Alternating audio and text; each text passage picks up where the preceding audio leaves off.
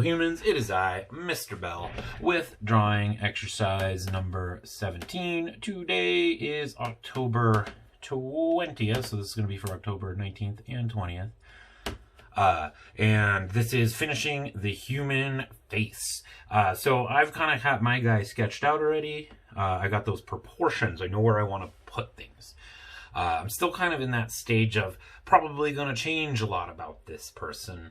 Kind of flesh out their personality, basically. Kind of choose who they really are. I've already drawn a man. Kind of ambiguous as to what race he is, kind of ambiguous as to what age he is, and stuff like that. I think I have kind of in my head who this person is going to be, but now it's time to kind of implement that. So first thing I'm going to do is I am going to add hair to this person.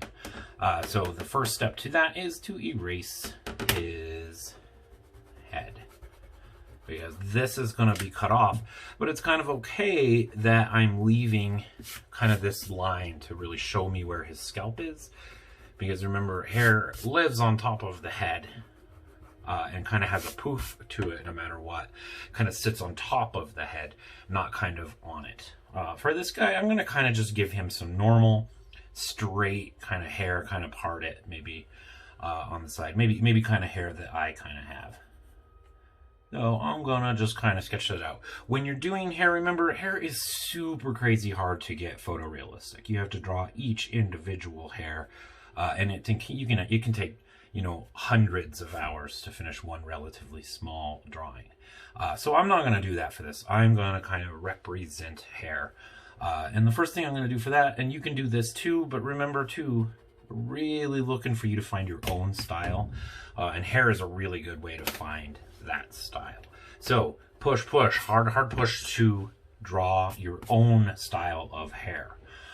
For this guy, I'm going to kind of give him just like a little bowl cut, maybe. Kind of give that hint of like a jagged edge to where his hair is. Kind of dangles down. Probably is connected somewhere around up here, but it kind of is going to hang down to this point. I don't want him to look like he has a rough and tough, like scruffy haircut, I think. I'm going to build that up on the side of the head. Hair kind of sits down. But once it gets to the top, it kind of goes above that. Just kind of giving general hint of maybe it's kind of pushed this way and kind of dangling down in his face. I'm kind of going with a simple style for this guy. Right there, and then I'm going to just give a couple lines here to kind of illustrate which direction that hair is going. Maybe it goes this way on the other side. You know, and this is one of those things, kind of the more I do this, it might get better, but it might get to a point where it just gets to be too much. You gotta find a time to say, you know what, this is it. I'm done. I think I'm almost there. A little detail on his bangs area.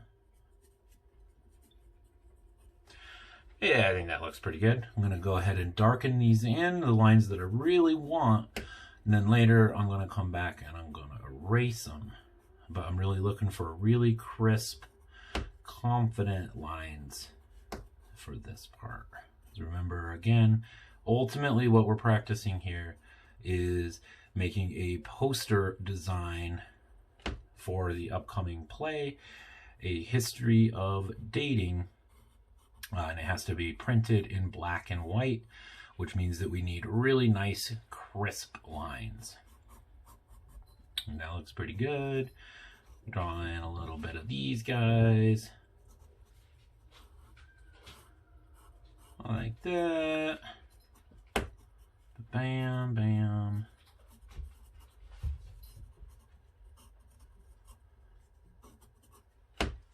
Okay, I'm going to call that good for his hair for now. And then in the back, he probably won't see it. If he had longer hair, or maybe he had like an awesome mullet, it would kind of dangle in the back. You know what? I'm going to give this guy an awesome mullet now that I mention it. I think he needs an awesome mullet.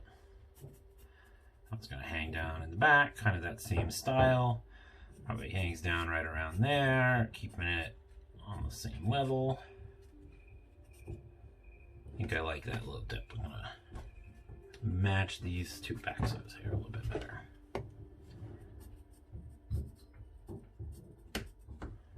Can't even believe that I question whether or not this guy should have a mullet, because man, that looks amazing. Okay, bam. Maybe bring this down a little. Okay, so I think I'm done with the hair. Now I'm going to flesh out our friend's eyes. I'm gonna flip this so I can get my notebook a little closer. Okay, eyes, there is no right way to do eyes. But remember that those eyes, you can really kind of give that illusion of a realistic looking eye by playing around with light highlights and being aware of how to fill in an eye so it looks like it maybe does have a color even if you can't see that color. For this, what I'm going to do is I'm going to draw some very gently squiggly lines kind of out of the center of his eye like that. Then I'm going to go back in the spots that I haven't done it in, kind of flesh it out like it's a wagon wheel almost. And then when I have it divided into smaller triangles, that's when I'm going to start filling in those triangles. Kind of with those same lines, giving a real light touch right now. Getting those eyes filled in. And then I'm going to come back and I'm going to give it some darker highlights for this so that it can be printed.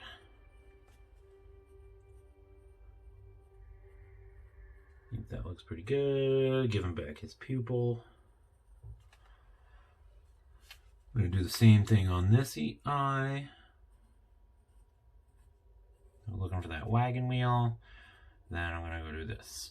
Eyes, just like hair, man, they really are something that you really can develop your own style for how you make an eye. The only real guidance I can give you on finding your style for doing an eye is be patient and really look for those small details when you do it. Give him back his pupil. Now I have to make a choice. Where is the light source coming at this guy? Even though I'm not going to add shadows, I want to be aware of that for where I'm going to put these light highlights in its eyes. And I think I'm going to erase, I think right around here, it's going to be a light highlight, and right around here. Kind of like there's a light shining down from this direction. I'm going to mark that out, because my style, when I find light highlights, I like to outline them. It's up to you if you want to do that or not. Kind of depends on your style if it's going to look better that way or not. I've found over the years with my style, it does look better. Working those in. I'm going to make it a little bit more printer friendly right now by adding a little bit more darker highlights in his eye, because it really won't pick up the lighter gray lines that I did, but these darker ones, especially if I go back over it with a fine tip marker like I'm going to, they will stand out for printing. So when I say really crisp lines, I just mean crisp lines. It doesn't mean that they can't be small and detailed. It just can't be smudged.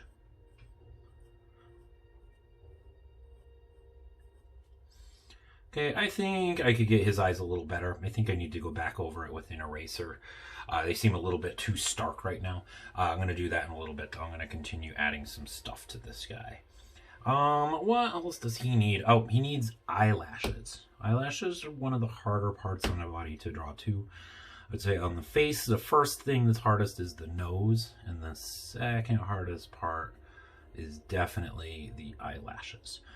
So when you're drawing eyes, and you're going to flesh out these kind of parts of it, remember that your eyelids do have like some depth to them. They are three-dimensional objects that are actually like, you know, almost an 1/8 of an inch thick, sometimes 1/16 of an inch thick. They do have some parts that you can see.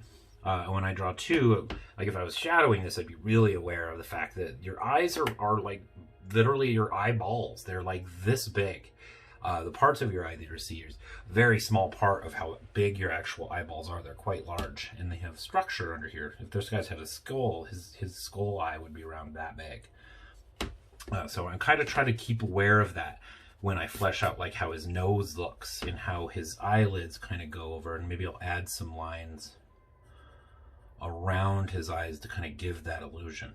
The more you add around the line though, the more this person is going to age. So maybe I'm going to add a couple more now that I'm looking at this guy. thinking I want him to maybe be a little older than I imagine. He was maybe like a teenager, and now I'm going to age him up to maybe like a 30-year-old. Kind of up to the viewer to decide how really old he is. Okay, I think that looks pretty good. So now I'm going to add the eyelashes. I'm going to draw a quick eye over here that's a little larger to kind of illustrate how I choose to do eyelashes. So here's my eye. Tear duct. There's a pupil. So when you draw eyelashes, what you got to think about is that they kind of curve like under the eye. They don't just, like, this is the way that a lot of people kind of want to draw eyelashes. It's just lines that kind of stick out from the eye. And that is not how they look. But when you do them, you kind of got to just commit, and you kind of got to be brave for it and just do it quickly. I found that it works a lot better. So I'm going to start on this side of the eye, and then I'm going to quickly go along the edge of the eye and flesh out those lines. So this is actually kind of just looks like these little marks like that. Because that gives them that depth. It makes it seem like maybe they're sticking out from this person's eye.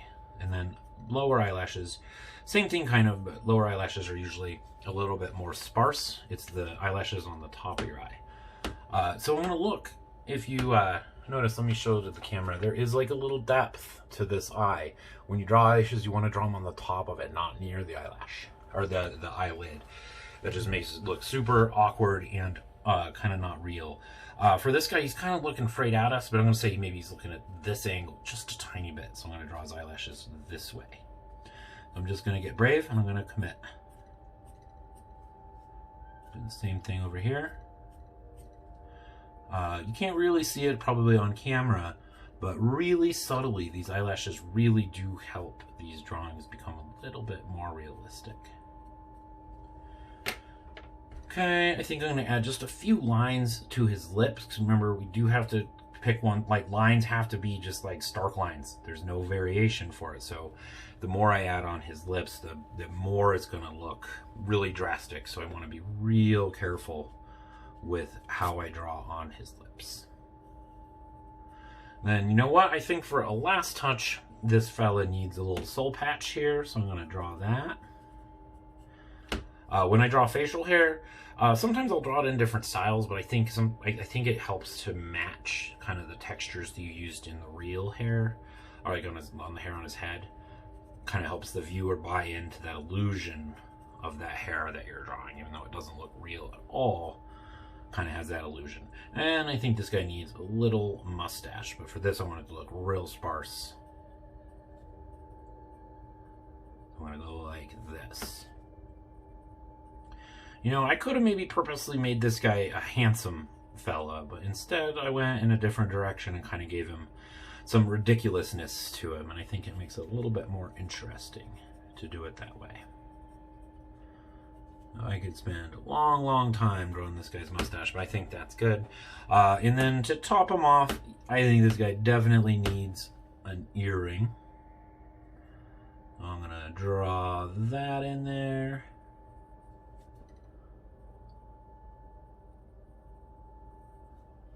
And bam, while this guy's totally not done, I could go on and on and on with this guy. But I think this is going to be pretty good. I want to fix these eyes a little bit. They were way too dark.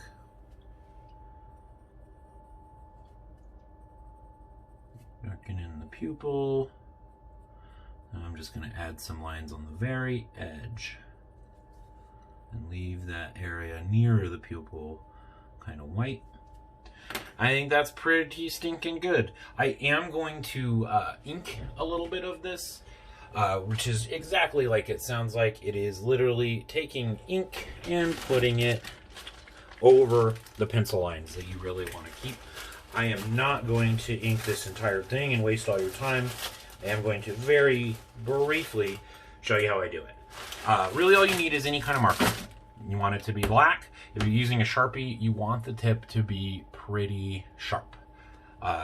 If you're using a Sharpie, I would really push you to maybe think about using a fine-tipped one. but I don't think they have one right now.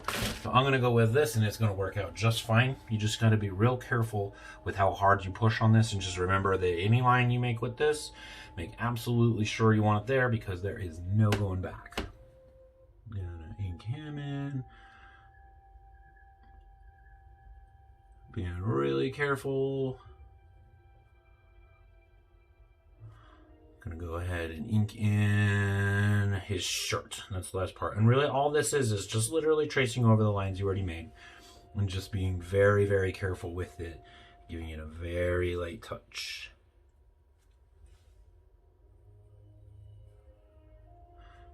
And remember, this is a part of the printing process. We need these really crisp, uniformly black lines. And this inking process really helps it along the way. I could just use like a regular old ballpoint pen for this, but a marker works way better. So bam, I think I am going to go ahead and ink this full guy in on my own time. But for now, this is kind of where I want you to be in this exercise today. I want you to have fleshed out a real character with some actual personality to him.